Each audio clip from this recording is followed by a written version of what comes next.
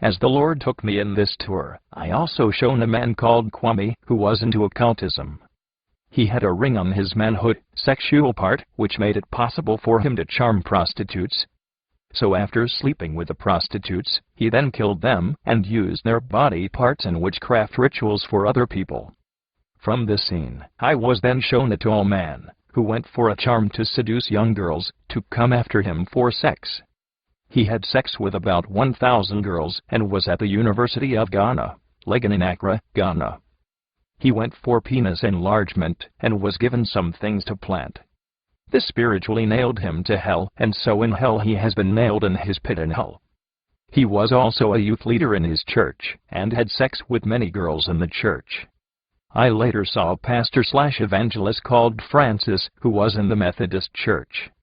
He went for a charm such that anything he said was not refuted.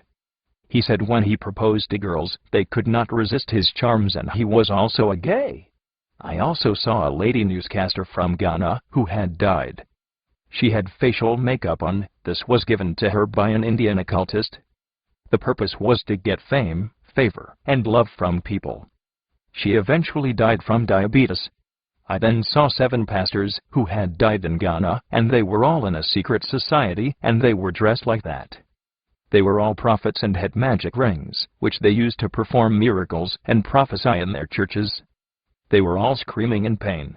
I also saw a gospel singer who died in Ghana. He said he was a pastor, and he went to an Indian man to help him sing. He said this man gave him some oil and made him burn some incense, and had a ring that gave him the authority to release many albums.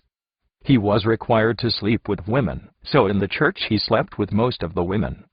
In hell, large worms were just going through his body, and he was seriously burning in the fire. He also had the number 666 written on his forehead. I saw a man called Abednego, who had a chain around his neck. Whilst on earth, whenever he went into danger, he used to vanish to escape from death. He eventually died, and is now in hellfire, eternal suffering. I saw some Ghanaians wearing different rings, gold, silver, and brass, and they were all members of secret societies. I was then shown a former finance minister from Ghana, who was in hell for being a member of a secret society, and also, because of acquiring evil powers, to give him a smart brain. I also saw a pastor from Ghana called Alfred, who had consulted the Queen of the Coast for empowerment. He had a ring and a white handkerchief. The handkerchief was for healing, and the ring was for casting out demons. The heat of his torment was 7 times more than the others, who were there for charms. I then saw a lady from Nigeria, who also used charms to charm her husband so that when the husband would die, all the property would be willed to her favor. Unfortunately, this woman died, and found herself in hellfire.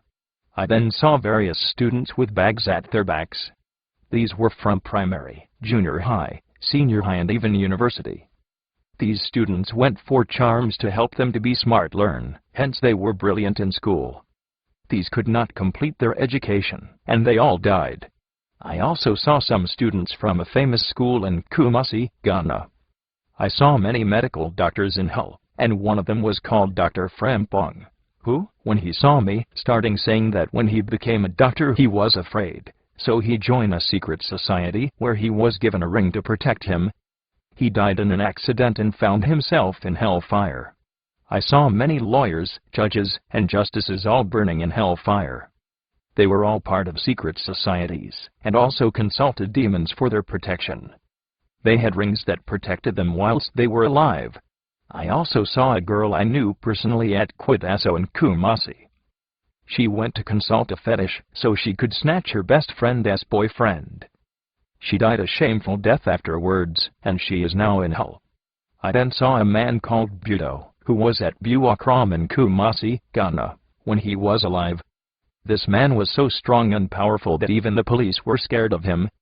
He told me he went to Satan for powers to be very strong and powerful. He had protection against guns, knives, spears, and all other weapons. He said the powers made his body like a metal, so even a bullet would only mark the body, but cannot penetrate, and he had to sell his soul to the devil in order to achieve that. This man is also now in hell, and suffering, as the demons use red, hot spears to pierce his body and tear his body apart.